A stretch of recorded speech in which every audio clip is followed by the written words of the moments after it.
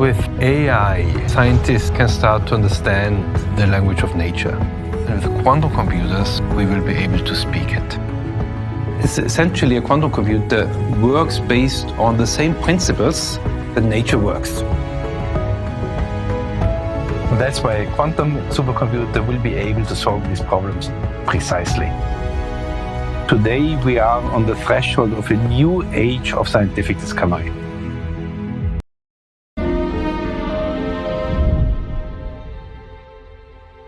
It will solve problems unsolvable by the combined power of all the world's compute today, and promises to revolutionize fields such as medicine, material science, and our understanding of the natural world. Our first quantum processor based on this architecture is the Majorana 1.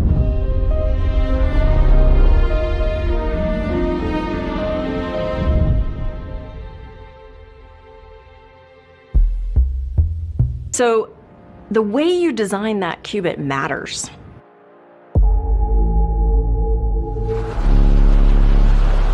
We see the states of matter every day. Solids keep their shape, liquids vary but keep their volume, gases expand to fill the space they're in, all defined ultimately by how their atoms behave.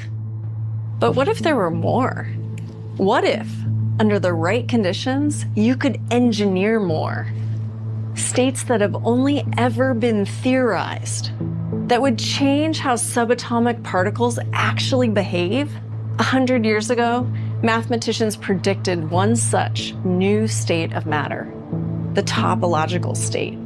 And since then, researchers have been looking for a very specific, very useful quasi-particle within it, the Majorana particle. Last year, we were able to observe it for the first time. And this year, we're able to control it and use its unique properties to build a topoconductor, a new type of semiconductor that operates also as a superconductor. With this material, we can build a whole new foundational architecture for our quantum computers, a topological core, allowing us to scale to not tens or hundreds of qubits on a chip, but millions, all in the palm of your hand. Majorana's theory showed that mathematically it's possible to have a particle that is its own antiparticle. That means you can take two of these particles and you bring them together, and they could annihilate and there's nothing left. Or you could take two particles and you bring them together and you just have two particles. Sometimes it's nothing, the zero state, and sometimes it's the electron, the one state. So it really has taken quite some thinking, right? Some time to design a device, design a chip that can enable measurement of this literally elusive particle. We've designed a chip that is able to measure the presence of Majorana.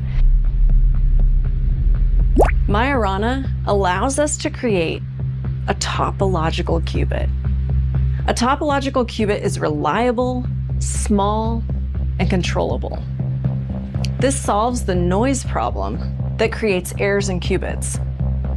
Now that we have these topological qubits, we're able to build an entirely new quantum architecture, the Topological Core, which can scale to 1 million topological qubits on a tiny chip. But there have always been limitations. At Microsoft has been able to take a subatomic particle that is creating an entirely new material and a new architecture for quantum computing. One that can scale to millions of qubits on a single chip. This is not a work of science, it's a work of science and art. Then the second thing is you don't want the qubits end up being slow, right? Because if the price you pay for getting something stable is you have to go really slowly, then a computation that might take you a month ends up taking you a decade, and then it's not useful. People in the early days of computation used vacuum tubes, and then that technology, actually, you could build very good computers with it.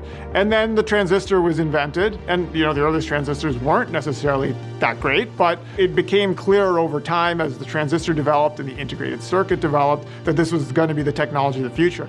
In that spirit that the first generation of qubits may not be what gets us to the next stage where we can really solve the kind of problems I was mentioning that are really important. And so we might need to invent a material and therefore a quantum processing unit that has the right properties. So for us, we want something that has some built-in level of error protection. And a lot of those ideas actually were explored in the context of software, of quantum error correcting codes. Our first processor based on this architecture is the Majorana 1.